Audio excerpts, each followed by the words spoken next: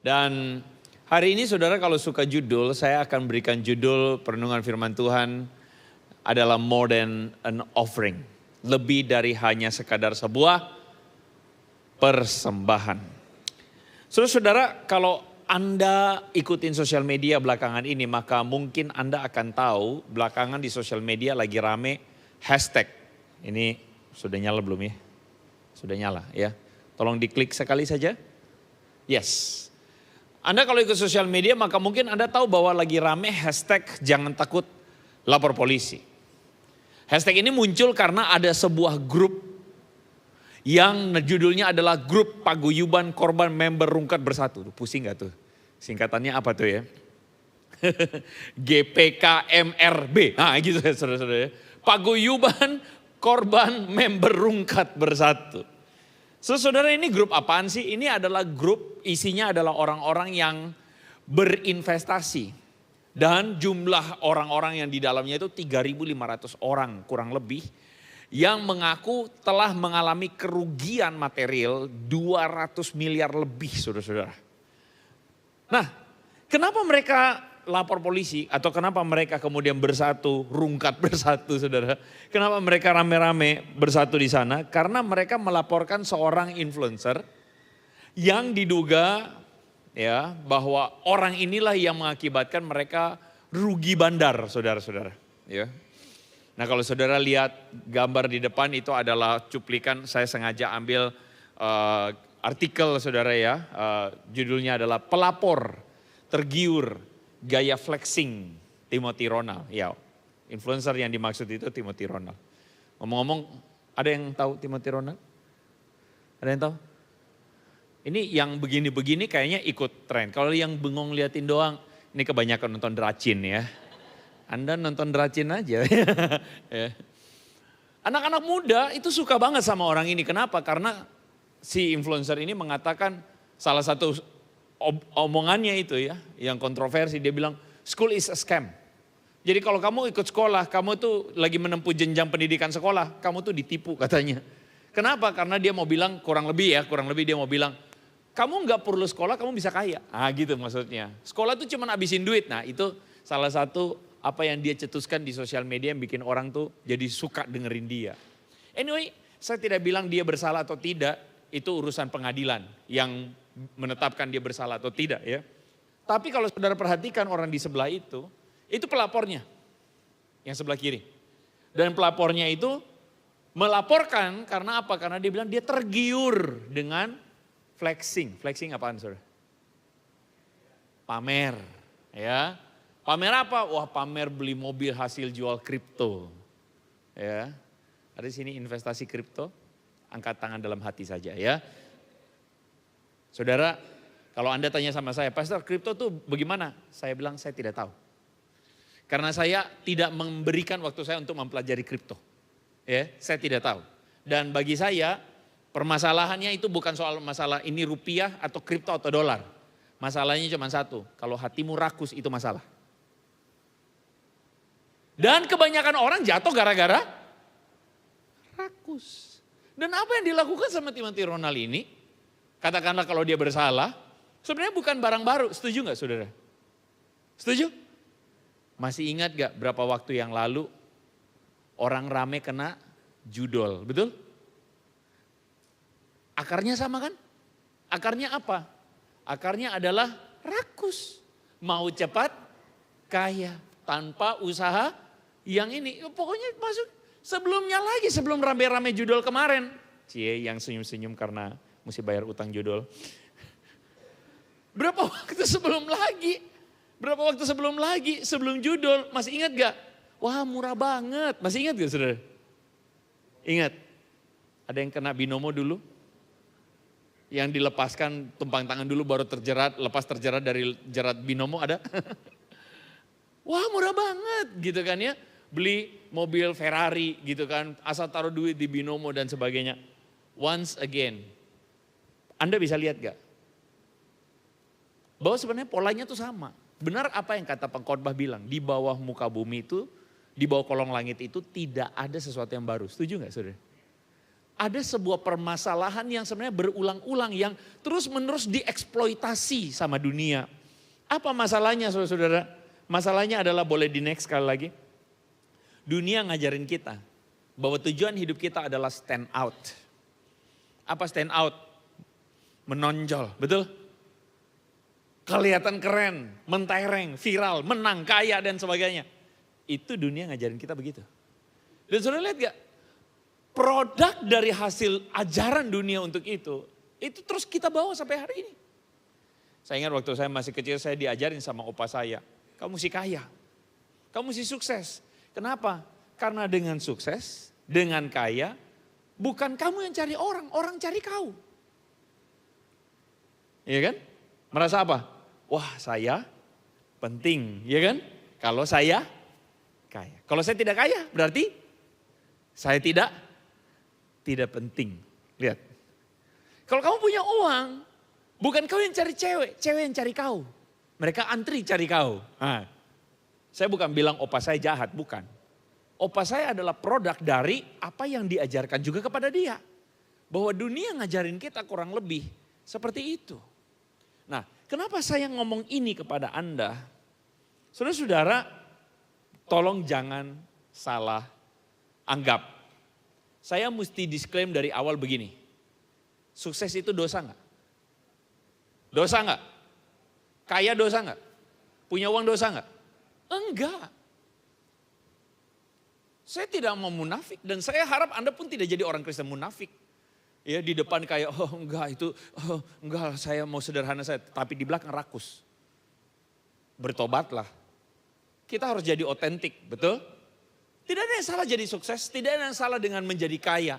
Kalau Tuhan memberikan kesempatan padamu untuk punya kesempatan untuk mendapatkan itu, puji Tuhan. Amin.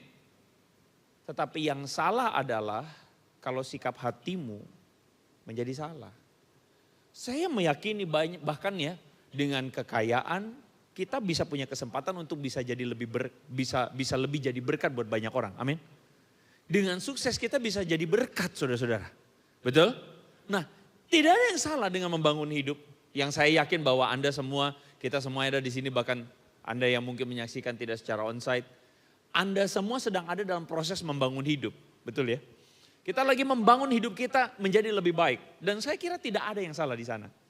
Tapi yang salah sekali lagi, kalau hati kita, orientasi hati kita itu menjadi keliru. Saya ingin ajak saudara melihat satu kisah yang sebenarnya jarang sekali dipikirkan dan direnungkan. Kisah ini adalah kisah yang menceritakan tentang pergumulan dua orang bersaudara, Kain dan Habel. Berapa banyak yang sudah pernah dengar kisah Kain dan Habel? Berapa banyak? Berapa banyak? Puji Tuhan, hampir semua. Yang belum dengar, ngapain aja? Nonton drakor ya? Enggak bercanda ya. Rata-rata kita udah dengar. Dan saya yakin kalau saya bikin kuis, Anda bisa jawab 100%. Betul ya? Tapi bagaimana jika, perhatikan ini baik-baik. Bagaimana jika ternyata kita tidak cukup memahami cerita itu. Kita tidak cukup mendalami cerita itu dengan benar. Izinkan saya bacakan untuk Anda Kejadian pasal 4 ayat 2 sampai ayat yang kelima. Silakan saudara bayangkan di kepala, waktu saya baca, anggap saudara lagi nonton Netflix. Ya? Anggap saudara lagi ngebayangin. Kejadian 4, 2 sampai 5, dengarkan ini. Selanjutnya dilahirkannya Habel, adik Kain. Dan Habel menjadi gembala kambing domba dan Kain menjadi petani.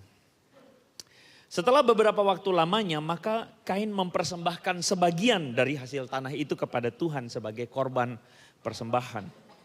Habel juga mempersembahkan korban persembahan dari anak sulung kambing dombanya, yakni lemak-lemaknya.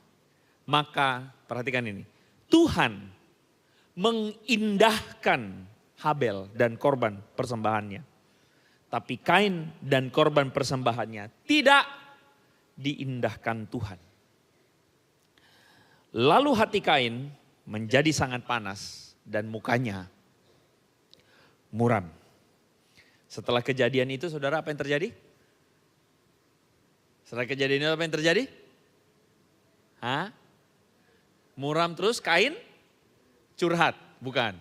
Ngapain? Kain membunuh Habel. Ya kita tahu ceritanya. Adik kakak, yang satu jadi petani, yang satu jadi pengembala, peternak. Habel adiknya mempersembahkan korban sulung, mempersembahkan kambing domba. Kain mempersembahkan sayuran, lalu kemudian tidak diindahkan Tuhan. Habel yang diterima. Pertanyaan saya, kenapa persembahan Habel diterima? Kenapa persembahan Habel diterima? Udah ikut sekolah minggu kan? Oke, kenapa persembahannya diterima? Kenapa Tuhan lebih pilih persembahan Habel daripada persembahan Kain? Karena terbaik. Wah, ini jawaban orang Kristen yang setia ke gereja, tahu tuh. Kalau jarang ke gereja bingung jawabnya. Satu kali, saudara, saya masih ingat sekali waktu saya masih sekolah minggu, saya tanya ini kepada guru sekolah minggu saya. Kenapa persembahannya Habel yang diterima?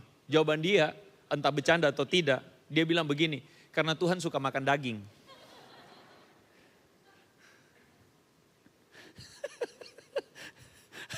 Saya tidak tahu dia bercanda atau tidak, tapi dia bilang begini, coba lihat, di bait Allah yang dipersembahkan itu adalah kambing domba. Mana ada dikatakan maka umat Israel mempersembahkan kucai kepada Tuhan bersama bombay, kan tidak ada. Maka dipersembahkannya lah kemudian sayur pakcoy, kan tidak ada. Yang dipersembahkan itu adalah kambing domba. Saudara setuju nggak? Tuhan lebih suka daging, setuju? Kalau Tuhan lebih suka daging dalam pengertian seperti kita, kayak lebih suka makan daging, ada satu masalahnya di sini. Kenapa dia tidak pilih babi? Babi lebih enak, betul kan? Apalagi kalau saksang, iya toh, BPK. Oh, sudah sekalian itu semua. Tapi anyway, saya percaya saudara kita semua yang datang di tempat ini, Anda yang mendengarkan juga dari online, kita semua sepakat bahwa Tuhan tidak makan daging seperti kita makan daging. Amin. Maksud persembahan itu diterima bukan karena Tuhan makan daging, karena seperti kita yang suka makan daging daripada sayur. Bukan itu tentu saja. Kalau saudara ketemu dengan adik saudara, anak saudara atau cucu saudara bertanya, kenapa Tuhan lebih menerima persembahan Habel? Karena ada anak SMA yang tanya sama saya. Anyway, kenapa Tuhan lebih menerima persembahannya Habel daripada persembahannya Kain? Maka jawaban yang paling menurut saya memuaskan, jawaban yang paling memuaskan, yang paling bisa diterima adalah kelihatan dari apa yang dipersembahkan. Dan ini jawaban yang menurut saya safe answer, jawaban yang bagus atau jawaban yang baik untuk saudara jawab. Habel itu mempersembahkan anak sulung. Anak sulung itu membicarakan apa? Tentang sesuatu yang berharga, sesuatu yang utama. Contoh, saudara pernah tanam mangga enggak? Atau apapun lah di hasil pekarangan saudara. Hasil pertama itu pasti saudara tunggu-tunggu, betul enggak? Saya ingat sekali waktu itu saya piara ayam. Saya pernah begini-begini piara ayam. Jadi piara ayam 1 ekor, ayam petelur. Terus tahu enggak telur pertama dia? Ada yang pernah pengalaman? Oh, orang kota tidak pernah apa-apa. Kalau Anda piara ayam, itu telur pertama itu cenderung lebih kecil. Itu mama saya simpan itu telur. Dia simpan itu telur, dia taruh di kulkas. Kenapa? Itu si ayamnya namanya Mary. Itu si Mary punya telur. Mama kenapa enggak goreng? Oh simpan, itu berharga. Itu yang pertama kata dia. Nah sejak Mary bertelur 1 itu, besok-besok dia bertelur 1 hari 1. Kita makan yang lain, tapi yang 1 itu kita simpan. Kenapa? Berharga. Nah, ketika Habel mempersembahkan anak sulungnya, maksudnya di sini adalah dia mempersembahkan hasil yang berharga kepada Tuhan. Sehingga kita aman untuk bicara bahwa inilah pembeda antara Habel dan Kain. Inilah pembeda antara Kain dan Habel. Habel memberikan yang terbaik kepada Tuhan, sedangkan Kain memberi sebagian. Yang kita bisa dapat artikan, Kain cuman kasih ya apa yang dia kasih sebagiannya lah begitu. Halo? Halo? Jadi kelihatan kualitasnya, betul? Oke. Kalau saudara jawab begitu, ini jawaban yang aman. Jadi ingat-ingat nanti calon-calon ibu, halo, anakmu akan bertanya begitu. Cucumu akan bertanya begitu. Tapi saya percaya bahwa apa yang kita bahas hari ini bukan itu. Bukan cuman itu. Saya mau bahas sesuatu yang seringkali kita lewatkan. Sesuatu yang penting yang kita lewatkan dari cerita ini. Karena ada satu anak SMA yang datang sama saya lalu tanya begini, kok kenapa Tuhan pilih-pilih? Ya oke lah, anggaplah Habel memberi yang terbaik. Tapi kalau Kain persembahannya diterima Tuhan juga Kain tidak perlu marah jadinya. Dan Kain tidak perlu membunuh. Jadi sebenarnya yang membuat Habel mati itu ada salah Tuhan juga. Karena Tuhan pilih-pilih. Nah, jawabnya gimana saudara? Jawabnya gimana? Karena Tuhan pilih-pilih. Kalau Tuhan tidak pilih-pilih, waktu Kain bawa, oh ya bagus. Ada apa? Semangka, oh bagus, labu juga ya. Oke ini jadi sup labu enak. Habel kan nanti Kain senang kan hatinya. Jadi Kain tidak perlu marah, tidak perlu bunuh Habel. Coba tanya kiri kanan, bagaimana jawabnya? Coba tanya, bagaimana jawabnya kalau begitu? Tanya. Yang duduk sendiri, coba anggaplah kau punya teman imajiner lah. Bercanda. Gimana jawabnya?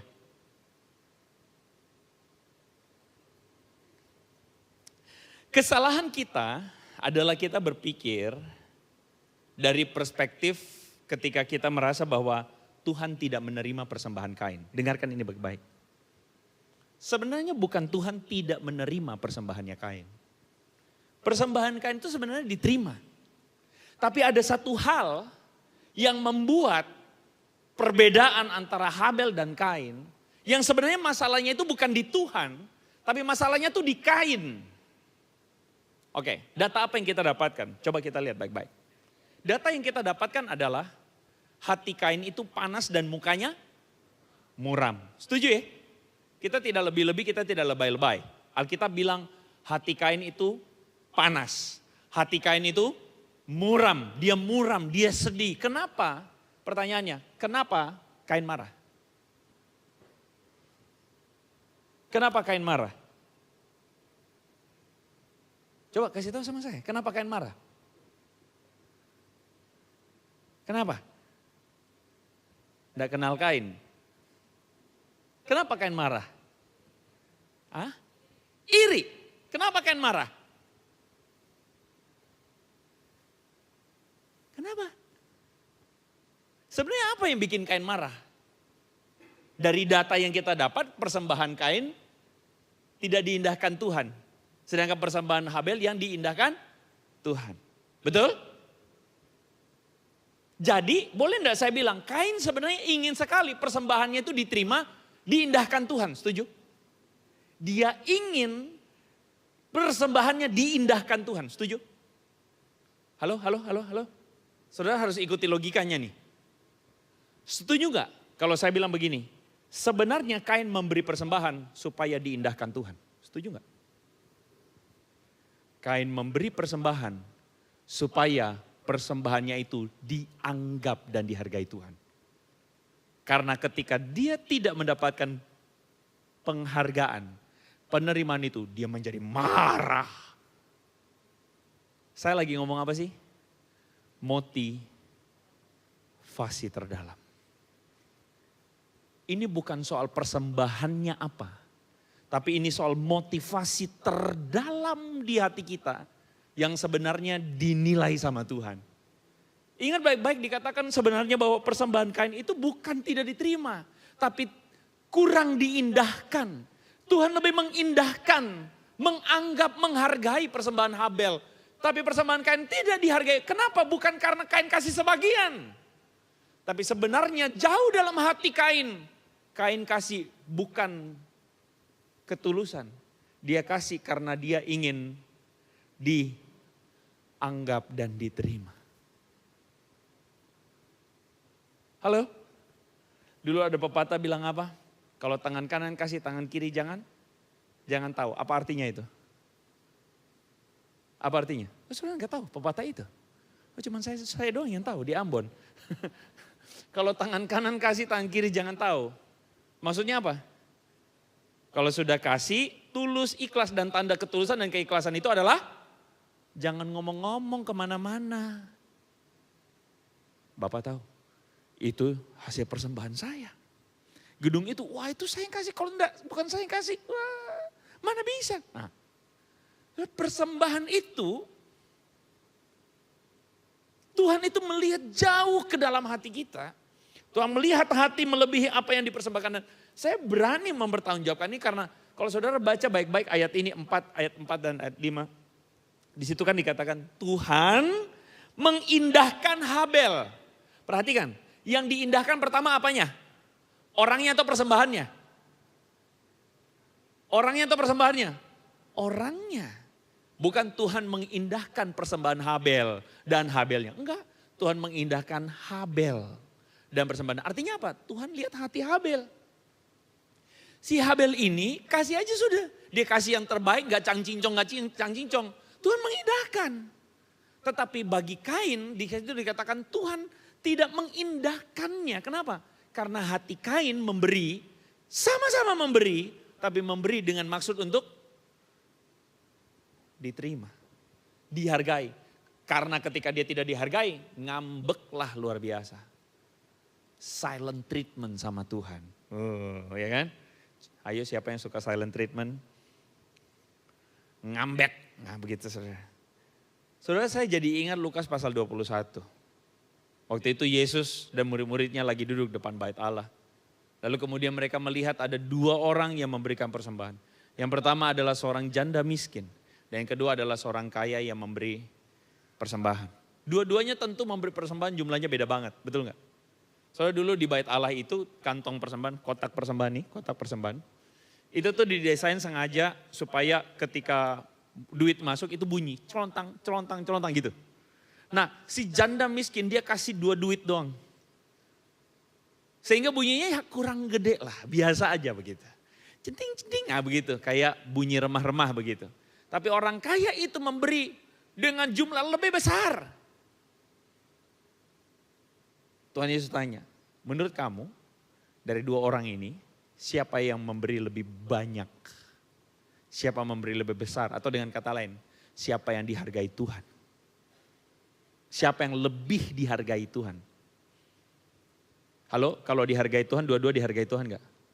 Iya, tapi siapa yang lebih dihargai Tuhan? Yesus bilang apa? Janda itu lebih dihargai. Kenapa?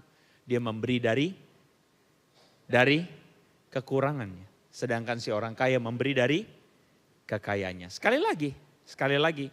Apakah orang kaya berdosa? Tidak. Dengarkan ya. Tidak. Tidak sama sekali. Bukan berarti Tuhan buang itu orang kaya. Tidak. Tapi Tuhan menghargai pemberian yang diberikan dengan sepenuh hati. Dan janda miskin ini memberikan 2 duit, itu uang makan 1 kali. Dari apa yang dia punya. Karena dia udah gak punya apa-apa, ya udah dikasih itu. Artinya apa? Tuhan melihat hati melebihi apa yang dipersembahkan. Tuhan melihat kesungguhan hati. Dan itu adalah berita yang sama waktu saudara lihat Daud diurapi jadi raja. Samuel kegocek, tahu kegocek? Ini bahasa saya terlalu muda atau saya mesti agak tuain dikit. Samuel kegocek. Karena apa? Samuel pikir, inilah yang diurapi Tuhan. Badannya besar, kakaknya Daud, kokonya nomor 1. Tuhan bilang, enggak, bukan itu. Oh kalau gitu yang kedua, enggak juga. Yang ketiga, enggak juga. Bingung Samuel, loh ini semua sudah. Isai bilang, masih ada 1, warnanya masih merah-merah pipinya. Masih unyu-unyu, masih main sama kambing domba 2-3 ekor di padang. Yaudah panggil dia. Tuhan bilang gini, ini aku pilih. Kenapa? Karena Tuhan melihat hati. Manusia melihat rupa, Tuhan melihat hati. Di mata Tuhan berkenan. Saudara-saudara, inilah yang kemudian menjadi poin yang saya mau tekankan kepada saudara hari ini. Bahwa ingat baik-baik. Kain itu bukan orang yang gak beragama, setuju? Dengarkan saya, Kain bicara sama Tuhan gak? Bicara. Kain bicara sama Tuhan loh saudara. Kain tahu siapa Tuhan gak? Tahu. Dia ngomong sama Tuhan, bahkan dia memberi persembahan. Tapi dia adalah seorang pemberi persembahan. Atau saya singkat saja, dia adalah seorang penyembah yang egois. Penyembah yang cuman peduli dirinya sendiri. Kalau Kain menjadi orang Kristen hari ini, Kain adalah orang yang setia beribadah. Bahkan pelayanan. Bisa jadi kelihatannya militan. Tapi pikiran dia, kenapa dia melayani? Supaya Tuhan memberkati dia. Halo? Halo?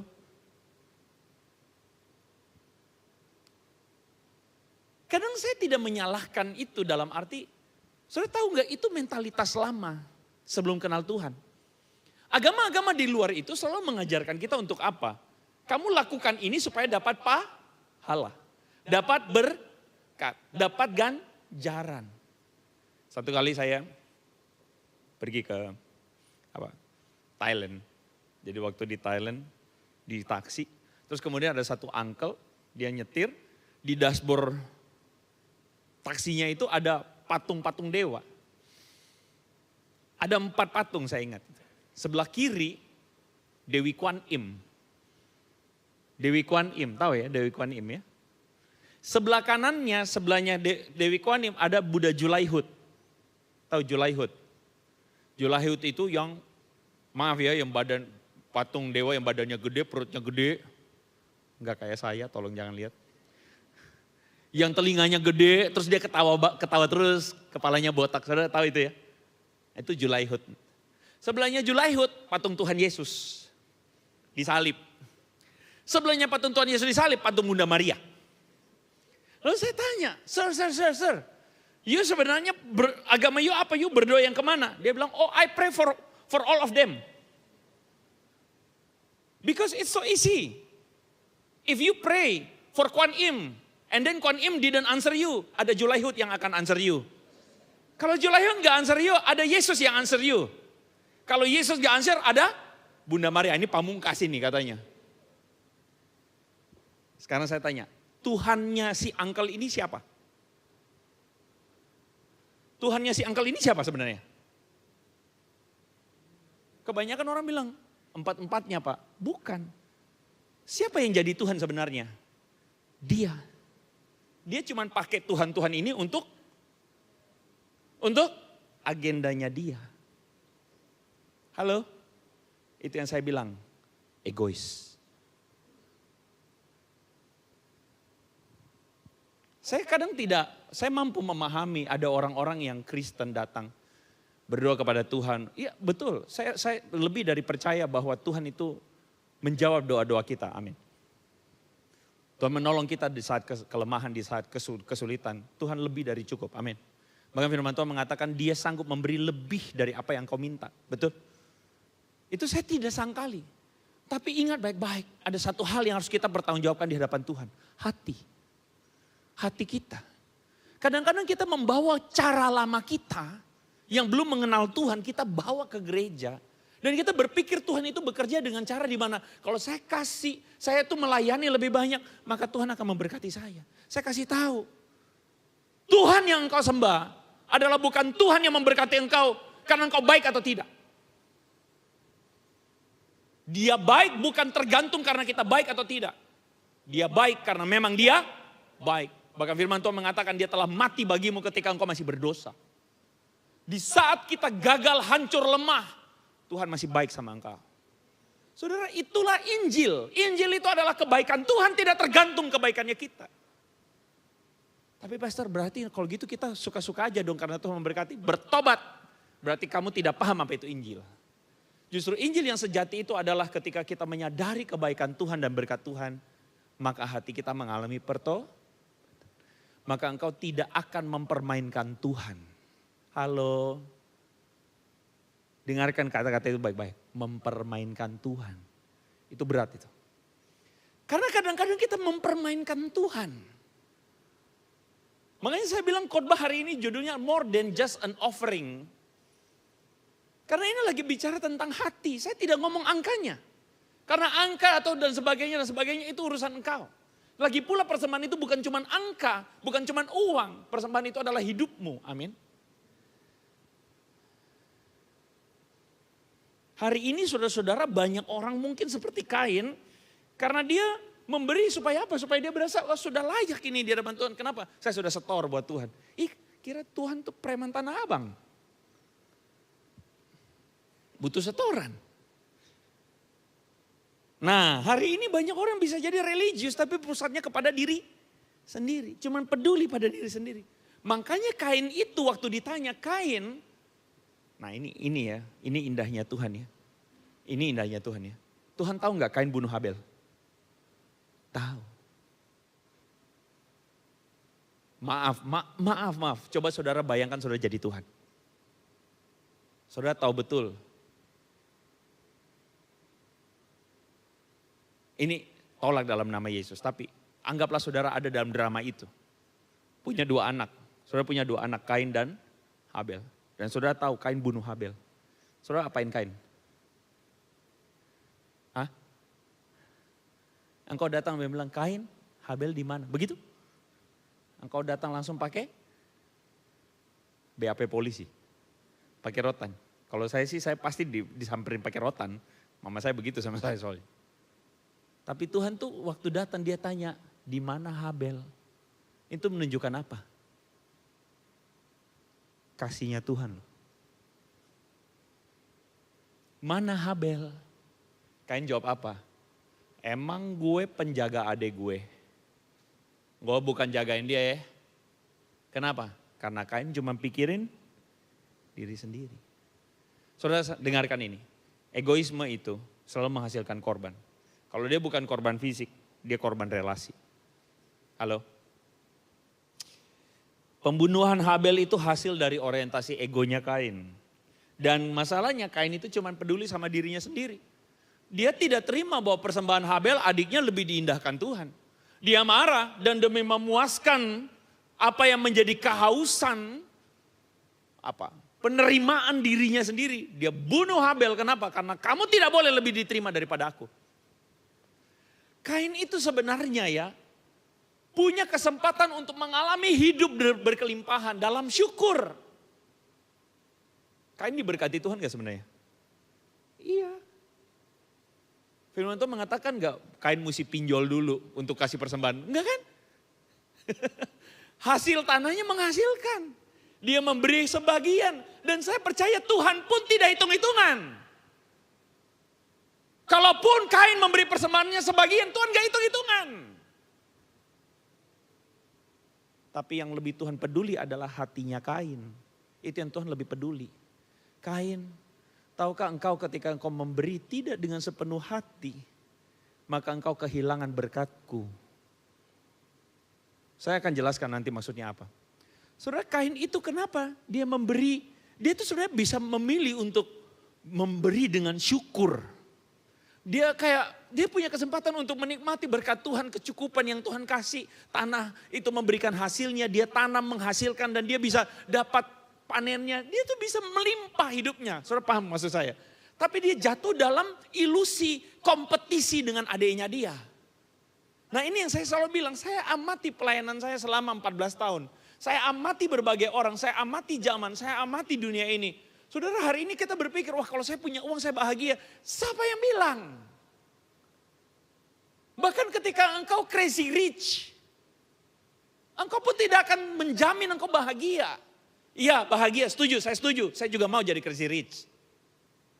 Saya tidak mau munafik di hadapan saudara, saya juga mau. Tapi saya kasih tahu, itu tidak menjamin engkau akan bahagia terus. Kenapa? Engkau crazy rich kayak apa kayak, nanti kau lihat, enak ya, temanku juga begitu ya. Nanti kau ikut dia. Betul nggak? Crazy rich. Teman di sebelah sudah punya piaraan ayam kampus ditaruh di apartemen. Karena punya duit. Tergoda enggak? Hah? Iya juga ya, enak juga ya. Kenalin dong, gue juga mau punya ayam kampus satu. Saudara tahu ayam kampus enggak? Ini bukan Kentucky Fried Chicken jual di kampus, bukan. Mahasiswi. Betul? Ani-ani. Kadang-kadang justru berkat itu lucu. Dengan berkat uang, kita pikir begini, wah Ada yang datang sama saya, Pak, saya tuh bingung, suami saya dulu setia banget. Tapi sekarang setelah jadi manajer, kenapa dia selingkuh? Dengarkan, kebenarannya tuh ini. Bukan suamimu tuh setia. Dulu suamimu enggak selingkuh karena dia enggak punya duit. Ketika dia udah punya duit, dia udah bisa macem-macem. Makanya keluarlah mentalnya, aku ingin begini, aku ingin begitu, ingin ini, ingin itu, banyak sekali. Akhirnya apa? Jatuh dalam berbagai Firman Tuhan bilang apa?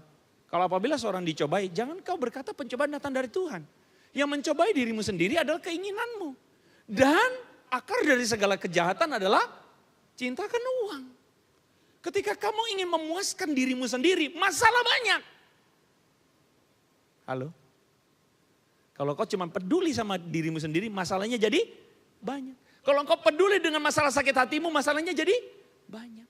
Yang tadinya cuma gara-gara, aduh Tuhan, suamimu tuh salah pencet odol. Dia pencet di tengah bukan dari bawah. Tapi kau bawa terus sampai tidur, kenapa suamiku tidak berubah-berubah? Dulu waktu pacaran, dia mau berubah, sekarang dia tidak mau pacaran. Betul? Waktu engkau cuma peduli dengan dirimu sendiri, masalahnya jadi macam-macam. Kain jatuh dalam kompetisi. Sudah ada berkat, sudah ada kecukupan, puji Tuhan. Sudah mulai ngiler. Sebelah udah pakai iPhone 17 Pro Max. Pinjol atau tidak ya? Pinjol enggak, pinjol enggak, pinjol enggak. Halo? Padahal kau masih pakai apa itu? Apa? Android. Masih bisa pakai WA enggak? Masih. Masih bisa nonton drama Cina enggak? Masih. Masih bisa foto-foto tipis-tipis enggak? Masih. Masih bisa telepon? Masih. Lalu kenapa mesti iPhone? Hah? Lebih keren pastor. Fotonya lebih bagus, taruh Instagram, like-nya banyak. Lihat itu. Lihat itu. Kita jatuh dalam berbagai-bagai pencobaan karena kita cuman peduli sama diri sendiri. Saudara tahu nggak? Belakangan ini ada FYP. Ada video yang lewat jadi FYP di timeline saya. Still water, tahu? Tahu? Nggak tahu? Cuman FYP di tempat saya ya. Sedih juga saya. Saya langsung tiba-tiba merasa kicep. Jadi ada yang bikin rame tentang still water. Still water nih hati-hati. Kalau lihat air yang diam seperti ini, hati-hati katanya. Kenapa? Oh ini hati-hati, pokoknya jangan ini. Rupanya yang bikin rame itu dia mau edukasi bahwa still water atau air yang menggenang di satu tempat yang diam dalam waktu lama itu, di sini dikatakan air itu kalau tidak mengalir kemana-mana, maka air itu akan cenderung menghasilkan pertumbuhan bakteri, pertumbuhan jamur, sehingga air itu beracun, toksik kalau kau minum air itu. Makanya jangan kau sentuh air yang kelihatan jernih tapi diam aja. Bagus juga ya. Saya beneran gak FYP di tempat saudara? Kok saya berasa kayak bopung ya? Ya sudahlah kalau gitu, saya yakin Tuhan punya maksud pakai ini jadi ilustrasi. Dengarkan ini. Air itu diciptakan Tuhan untuk mengalir. Memberikan kehidupan bagi tumbuhan yang mengkonsumsinya, binatang yang mengkonsumsinya, dan saudara dan saya yang minum air. Dia memberikan kehidupan, amin. Air itu diciptakan dengan desain untuk mengalir dan jadi berkat. Dan itu sama seperti engkau dan saya. Kita diciptakan dari Tuhan untuk diberkati dan jadi berkat. Dan tapi kesalahan kita, masalah kita adalah kita selalu mau peduli sama cuman diri kita doang. Kalau kita seperti air yang cuma ditumpuk di satu tempat, tidak mengalir kemana-mana, dengarkan saya, engkau akan jadi toksik. Amin. Daud itu, kapan dia jatuh dalam dosa? Kapan dia jatuh dalam dosa? Waktu lagi healing-healing. Lagi santai, menikmati senja. Jadi anak senja duduk di loteng. Dia lihat ada cewek mandi, bagus bodinya. Gratis ini. Dia jatuh dalam dosa ketika lagi healing-healing gak berperang. Bukan cuma itu. Ketika dia jadi raja dan dia punya kuasa. Kalau dia jadi raja, dia lihat cewek mandi, dia bisa apa? Hah? Dia bisa apa? Ya paling curi-curi pandang. Tapi bisa apa lagi? Nggak bisa apa-apa kan? Karena bukan siapa-siapa. Tapi karena dia jadi raja, panggil itu, bawa datang ke sana. Betul nggak? Dengarkan saya baik-baik. Itu paradoksnya. Kalau hari ini engkau diberkati Tuhan, terpujilah Tuhan. Bilang sama dirimu, terpujilah Tuhan untuk semua kecukupan yang Tuhan kasih. Terpujilah Tuhan untuk semuanya. Kenapa? Karena lebih daripada itu, aku ingin hidupku jadi berkat. Bukan untuk kumpul dan kumpul buat diri sendiri. Jadi saudara, hari ini saya tunjukkan kepada Anda bagaimana Kain itu sangat berbeda dengan Tuhan. Kain cuma peduli dirinya sendiri, tapi Tuhan tuh peduli. Tuhan panggil Adam ketika Adam berdosa, dia tetap cari Adam. Dia cari Kain, dia cari Habel. Dia cari Israel yang memberontak. Bahkan dia cari kita. Tujuannya apa? Supaya dia mau sadarkan kita bahwa mari hidup jadi berkat. Saudara, hari ini pertanyaannya, kekristenan macam apa yang sudah kita hidupi? Apakah engkau puas dengan kekristenan yang tiap minggu cuma datang ke gereja, terus doing nothing? Kapan terakhir kali engkau juga mencari temanmu untuk ayo datang ke gereja beribadah sama-sama dengan saya di Glow sini? Kau akan dapatkan berkat Tuhan, kau akan dapatkan transformasi dari Tuhan, amin. Kau akan dapatkan hidup yang berkemenangan di dalam Tuhan, amin. Kapan terakhir kali kau bawa temanmu? Kapan terakhir kali kau bawa keluargamu? Kapan terakhir kali kau berdoa di hadapan Tuhan, aku ingin jadi berkat buat temanku. Aku ingin jadi berkat untuk pelayanan Tuhan. Aku ingin lebih lagi dan lebih lagi. Kalau Tuhan percayakan kepada aku lebih banyak, aku pun ingin lebih banyak lagi berarti dan jadi berkat. Hidup yang berkemenangan adalah hidup orang-orang yang menjadi berkat.